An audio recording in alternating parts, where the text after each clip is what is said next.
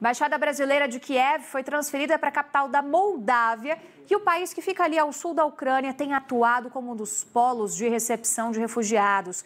Sobre esse assunto, a gente conversa agora com o cônsul honorário da Moldávia aqui no Brasil, o Flávio Bittelmann. Flávio, boa tarde para você. Muito bem-vindo aqui ao Band News. Boa tarde, Isabel. Prazer em falar com você. Prazer é nosso, Flávio. Ajuda a gente a enxergar como que a Moldávia está se localizando nesse conflito todo. Foi um dos países que já nesses últimos 12 dias também sinalizou aproximações com a União Europeia, né? Queria que você falasse um pouquinho sobre isso. Então, fazem uns 5 dias a Ucrânia formalizou o pedido de entrada na União Europeia. Ela já estava em tratativos faz tempo, mas a tal carta do presidente formalizando, ele mandou faz 5 dias atrás. E a Moldávia e a Geórgia mandaram faz 2 ou 3 dias atrás, formalizando também. Então, a Europa está com 3 pedidos formais de países do leste europeu para entrar e fazer parte da comunidade europeia. Ontem, o secretário de Estado americano Blinken, que é o equivalente ao ministro de Relações Exteriores dos Estados Unidos, ele visitou a Moldávia, a Polônia, e na fronteira da Polônia com a Moldávia, da Polônia com a Ucrânia, ele se encontrou com o ministro de Relações Exteriores da Ucrânia e conversaram bastante. E na Moldávia ele passou quase o dia inteiro em reuniões com a presidente, com a primeira-ministra e com o ministro de Relações Exteriores e ofereceu todo o suporte, ajuda, porque como a Moldávia é vizinha da Ucrânia, e é uma das primeiras portas de entrada. Muita gente está entrando da Ucrânia para a Moldávia pelas fronteiras da Moldávia, que estão totalmente abertas, não precisa nem de passaporte, qualquer documento as pessoas entram. Já entraram, acho que 180 mil pessoas, mais da metade já foram para outros países, porque era uma porta de entrada para poder voltar para casa, para outros países, como brasileiros que jogavam futebol na Ucrânia ou na própria Moldávia, voltando para o Brasil. Mas também muitas pessoas ficaram na Moldávia. Então, a Moldávia ofereceu abrigo, ofereceu comida, ofereceu medicamentos, apoio psicológico e também coworking. Abriram vários escritórios de pessoas para receber os ucranianos, para montarem seus computadores e seus escritórios e continuarem trabalhando no exílio. Flávio Bittelmann, cônsul da Moldávia aqui no Brasil, conversando com o Band News. Quem chega nessa conversa também, minha parceira aqui das 3 horas da tarde, Andressa Guaraná. Andressa, boa tarde para você. Boa tarde, Mega, boa tarde, cônsul, boa tarde a todos que estão aqui nos acompanhando nessa hora do Tarde Band News. Eu vou pegar o gancho aqui do senhor cônsul que falava sobre a ida desses refugiados agora para a Moldávia. Moldávia, que é um país relativamente pequeno, é um país pobre. Qual é a grande dificuldade em receber esses refugiados nesse momento? Qual a ajuda principal que vocês precisam da União Europeia para dar conta de receber esse grande número de pessoas vindas da Ucrânia? A gente tem agora imagens ao vivo também, um minutinho só, cônsul, desculpa te interromper, do avião da FAB decolando com todos os utensílios de ajuda para a Ucrânia. Esse avião que a gente mostrou também agora há pouco aqui no Band News TV, falando sobre o resgate de alguns brasileiros e também ucranianos com relação aí de família com brasileiros que virão nesse avião, que serão resgatados com essa força da FAB, além de mantimentos, produtos de higiene que estão sendo levados, que foram arrecadados para auxiliar quem ainda passa por essa situação lá na Ucrânia. Né? Esse avião vai carregado, viu, Andressa? Mais cedo, o nosso repórter lá na base aérea, o Túlio Amâncio, entrou junto com o cinegrafista Estevão no avião e foi impressionante, porque quase não há espaço ali para as pessoas realmente. Claro que há, né? Um modo de dizer, todo mundo que vai embarcar nessa missão, os militares envolvidos, está todo mundo com segurança dentro da aeronave, mas o que eu quis dizer é que ele vai realmente repleto ali com toda a ajuda possível para essas pessoas que estão, nesse momento, no status de refugiados. Tema da nossa conversa também com o cônsul, a gente já vai dar sequência, só para aproveitar essa imagem desse avião taxiano lá na base aérea de Brasília, já prestes a decolar, né? Ainda não vai sair diretamente do solo brasileiro sem uma passagem ali, um ponto de parada pelo Nordeste, só aí depois, na sequência, deixa o espaço aéreo brasileiro. São várias paradas programadas. por questão técnica realmente, né? Isso é de praxe. Reabastecimento, inclusive. Né? Abastecimento, inclusive, mas o destino final desse avião é a cidade de Varsóvia, na Polônia, que assim como a Moldávia, é outro país que também recebe uma boa parte desses refugiados. Só em números de ucranianos, são mais de 1.700.000 pessoas, dados atualizados dessa segunda-feira. Essas pessoas que já deixaram a Ucrânia, e isso fora a movimentação interna de pessoas que estavam em cidades consideradas mais de risco e que foram, portanto, deslocadas para outras cidades, né, numa tentativa de se reposicionar em uma colocação um pouco mais segura. Então, a gente acompanhou aí esse movimento de táxi aéreo ali dessa aeronave para, na sequência, ela poder decolar com toda a ajuda. Afinal, toda a ajuda é bem-vinda, né, Andressa? Eu vou te pedir para repetir a pergunta aqui para o cônsul. A gente teve que interromper o senhor na resposta, mas o motivo é extremamente positivo, né, cônsul? Não tem problema. Motivo nobre para mostrar a decolagem aí, por enquanto taxiando esse avião da FAB, que está levando mantimentos e deve trazer de volta alguns brasileiros, também ucranianos e poloneses, de acordo com a lista divulgada pelo Itamaraty. Cônsul, falávamos justamente sobre essa ajuda da Moldávia, que é um país pequeno, que enfrenta também dificuldades, que tem um histórico de guerra. Queria que o senhor falasse para a gente dos principais desafios em receber essa grande população que vem fugindo da Ucrânia e qual ajuda que vocês contam com a União Europeia, com os outros países, para que deem conta desse recado aí de receber tanta gente, de acolher tanta gente que está fugindo da guerra. Então, primeira coisa, a Moldávia é um país muito pequeno e pobre, praticamente do tamanho de Alagoas, e a população é mais ou menos 3,5 milhões de habitantes, dos quais só 2,5 milhões vivem na Moldávia e 1 milhão está na Europa trabalhando em trabalhos bastante duros, como construção civil em Portugal, como cuidadoras de idosos na Itália, na Alemanha, em outros países. E essa fonte de renda desses moldavos que vivem em outros países é uma das grandes fontes de renda que se equipara também com a venda de vinhos, que a Moldávia tem um dos melhores vinhos da região e está na mesma latitude que a Toscana, que Bordeaux e que é Napa Valley na Califórnia. Então, vinho e remessa de dinheiro dos parentes que moram fora são duas fontes muito importantes. Só tem uma embaixada nas Américas da Moldávia, que fica em Washington, a quem eu me reporto. Não tem embaixada no Brasil, eu sou o único representante. E não tinha embaixada fisicamente na Moldávia. A embaixada do Brasil em Kiev, na Ucrânia, cuidava da Ucrânia e da Moldávia. Nesse momento, ontem mesmo eu conversei com o embaixador Norton, que é o embaixador do Brasil lá na Ucrânia e na Moldávia, e ele se mudou para Chisinau, da capital da Moldávia, para ficar baseado lá, porque a situação em Kiev, que é onde ele estava baseado, ficou difícil. Então, ele mandou muitos funcionários da embaixada para Lviv, que é a cidade mais a oeste da Ucrânia, perto quase da Polônia, e ele com mais um time vieram para Chisinau, na Moldávia, e ficou poucas pessoas em Kiev para ter algum suportezinho lá. A gente, proporcionalmente, eu recebi ontem do Ministério de Relações Exteriores da Moldávia um número bastante interessante. Como nós somos uma população pequena, o número de imigrantes por 100 mil moradores do país, por exemplo, a România recebeu 300 imigrantes da Ucrânia por 100 mil população da România. A Hungria recebeu 1.500, a Eslováquia 1.600, a Polônia 1.700 e a Moldávia quase 4.000 pessoas por cada 100 mil habitantes da sua população. Então, proporcionalmente à nossa população da Moldávia, a gente está recebendo mais do que qualquer outro país.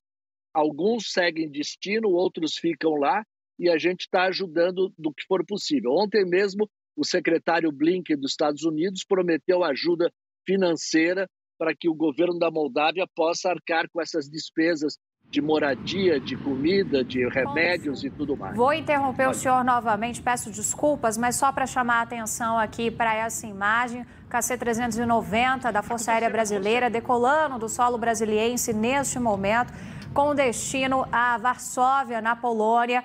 Esse avião que vai carregado de mantimentos e todo tipo de ajuda humanitária e que, na volta, vai trazer muitos brasileiros vai trazer ucranianos, vai trazer inclusive um polonês, além dos animais de estimação dessas pessoas que estavam por lá.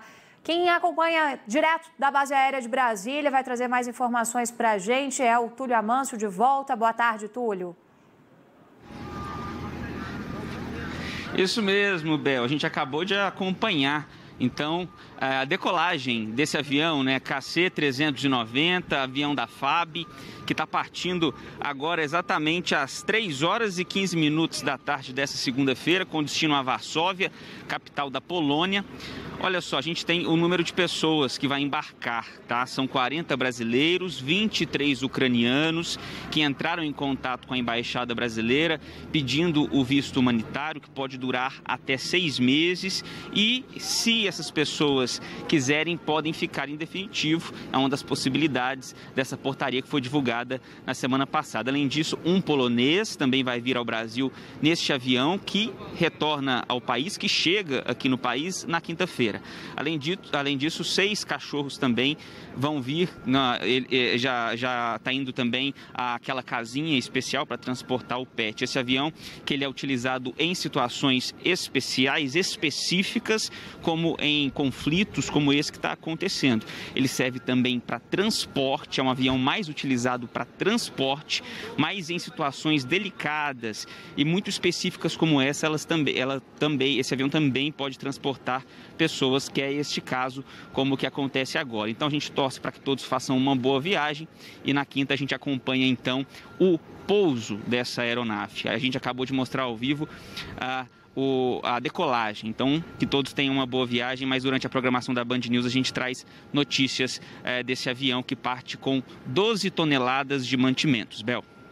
Obrigado, Túlio. Muito obrigada. Avião que vai ter pelo menos 3 paradas, né? Em Recife, Cabo Verde, depois Lisboa, Portugal, antes de seguir para Varsóvia e o retorno programado, então, para a próxima quinta-feira.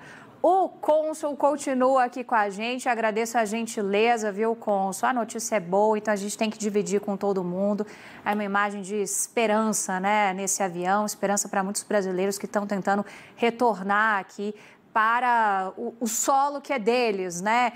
Nesses momentos, você se sentir em casa, eu acho que é algo muito importante. E o senhor estava falando para a gente também sobre a questão da própria ajuda financeira, né?